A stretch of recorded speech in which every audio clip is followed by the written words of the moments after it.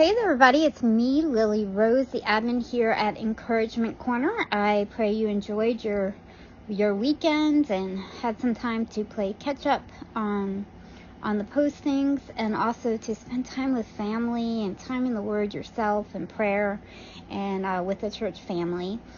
We are starting a new book today, and we had finished up the book of John. So if you missed that series or missed any parts of it, still there on the page. You can always scroll back and listen. And as I was praying about what to do next, because I was thinking, well, for new believers, I usually recommend John and Romans to start with. But I really felt led to dial it back. We just learned about how Jesus had been from the beginning, and how John says that before the world was formed, he was there with God. So I wanted to hit up the book of Genesis and kind of just look at this beginning and see in a new light with Jesus in mind. So Genesis kind of depicts God's power and majesty as he creates our world with goodness. The events in the book were like beginning of everything we know today. The first sunrise and sunset, the first stars placed in the sky, the first draw of breath by man, the first woman, the first sin, the first broken family, the first murder, the first promise of God. We see God's first act of grace when he reached down from heaven after his children took a bite of deception, right? Then there is much to learn there about ourselves and our amazing God in the book of Genesis. So take in every truth that you can, okay? And discover the beginning of the world that you live in and meet this wonderful God that created you. Some key things in the book of Genesis. One is the first name God gives himself, and that is Elohim, which indicates plurality, indicating triune God, Father, Son, and Holy Spirit. In the first chapters, the first days 1 through 3, we're going to see God forming the world, and then days 4 through 6, him filling it. Gonna just dive right in here. In the beginning, God created the heaven and the earth. The earth was formless and empty, and darkness covered the deep waters. And the Spirit of God was hovering over the surface of the water. Then God said, "Let there be light," and there was light. And God saw that the light was good. Then he separated the light from the darkness. God called the light day, and the darkness night. And evening passed, and morning came, marking the first day.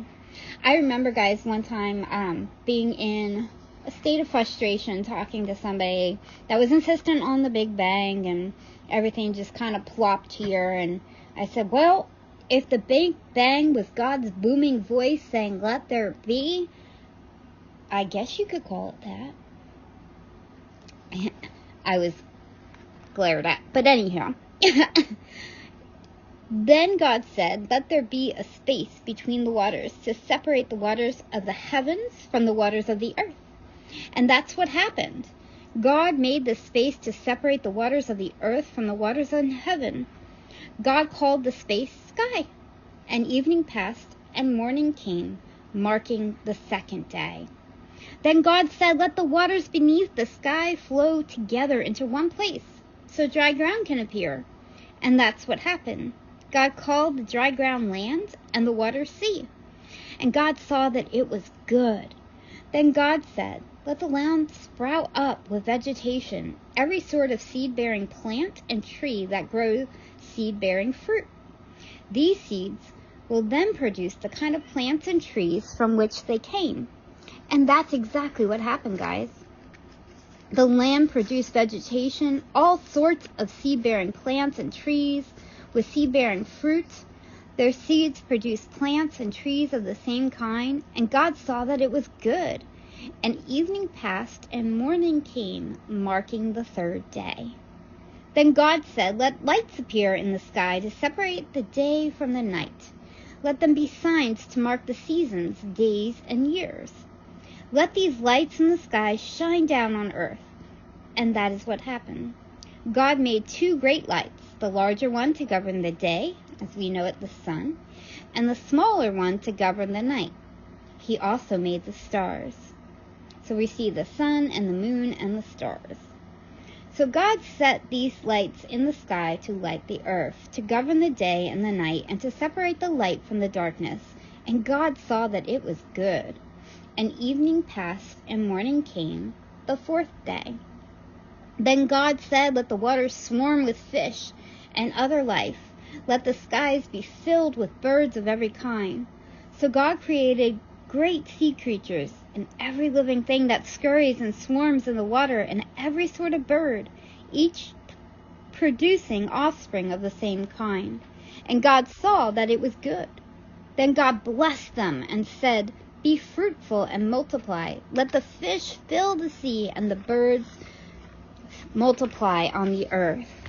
And evening passed, and morning came, marking the 5th day.